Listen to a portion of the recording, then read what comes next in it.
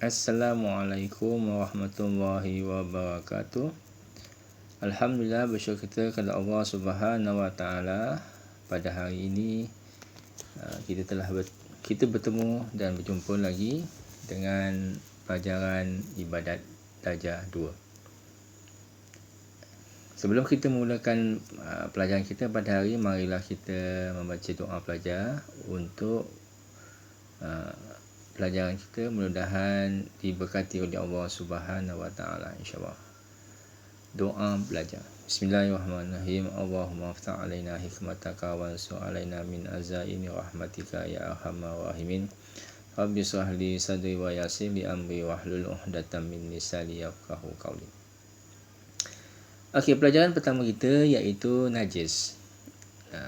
Pengertian najis iaitu najis pada istilah syarak ialah benda-benda kotor yang boleh membatalkan solat seperti darah, muntah dan sebagainya.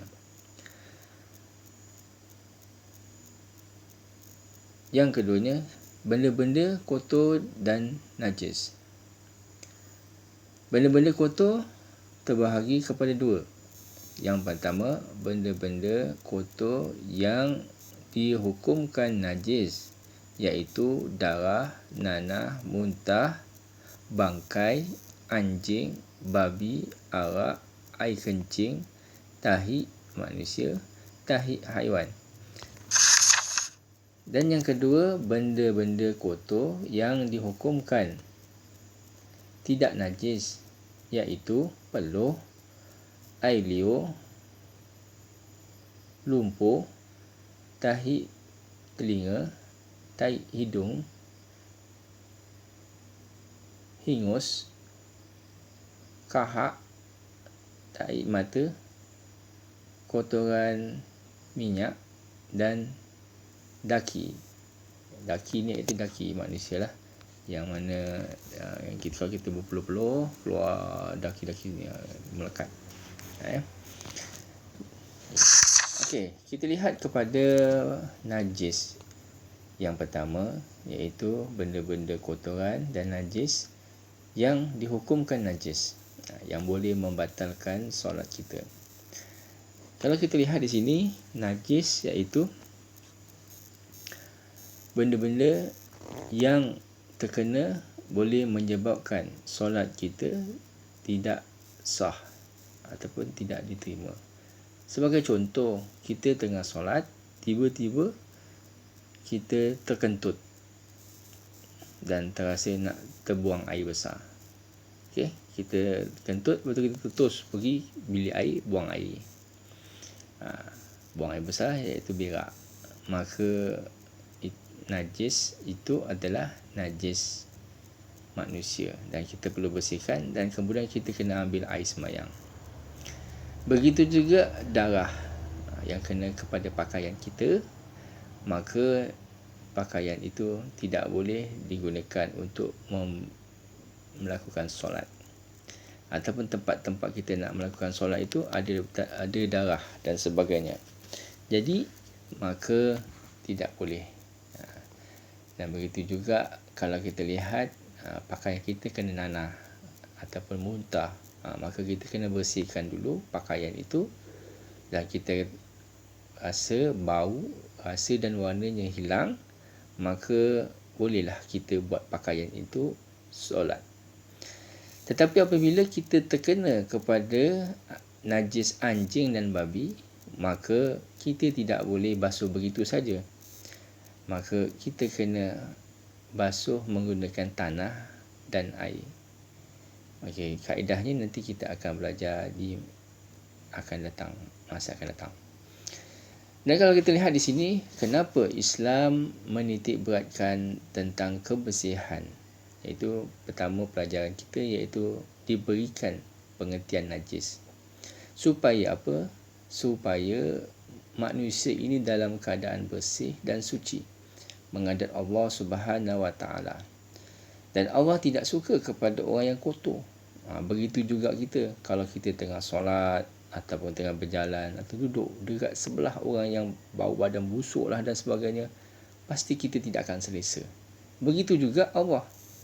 kalau kita ni solat dengan pakaian kotor dan sebagainya, berbau ataupun terkena najis, maka Allah tidak akan terima solat kita. Oleh itu, kita sebagai orang Islam hendaklah sentiasa bersih, hendak bertemu dengan Allah, bercakap dengan Allah. Allah ini adalah yang maha agung. Kita nak jumpa raja pun kena bersih, tak boleh compang-camping. Begitu juga kalau kita nak jumpa orang besar-besar, maka penampilan, orang pertama sekali bukan tengok kita ni dari segi sifatnya, tetapi dia tengok kelakuan kita. Tengok orang ni bersih, maka orang dah mark kita, orang ni bagus, pembersih dan sebagainya.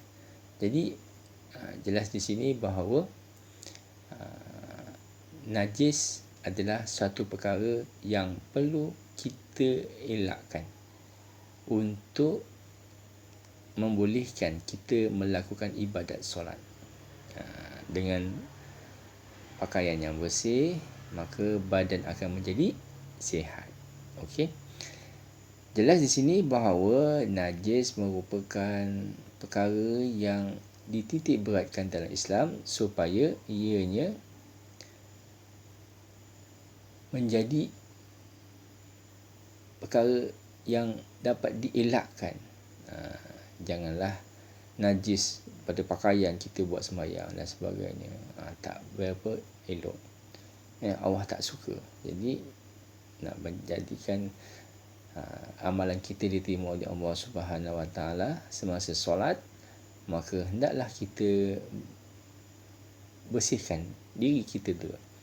Sebab itu sebelum kita pergi solat Jumaat, contohnya Nabi dah pesan kita sebelum nak solat, pergi mandi dulu, mandi sunat Jumaat, solat mandi sunat Jumaat, pakai pakaian bersih, pakai bau-bauan, barulah pergi ke tempat solat.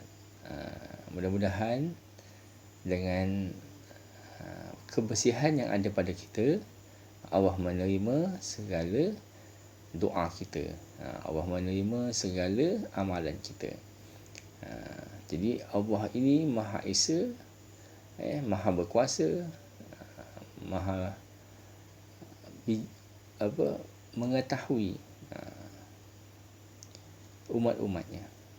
Jadi jelas di sini pengertian najis iaitu benda-benda kotor yang boleh membatalkan solat.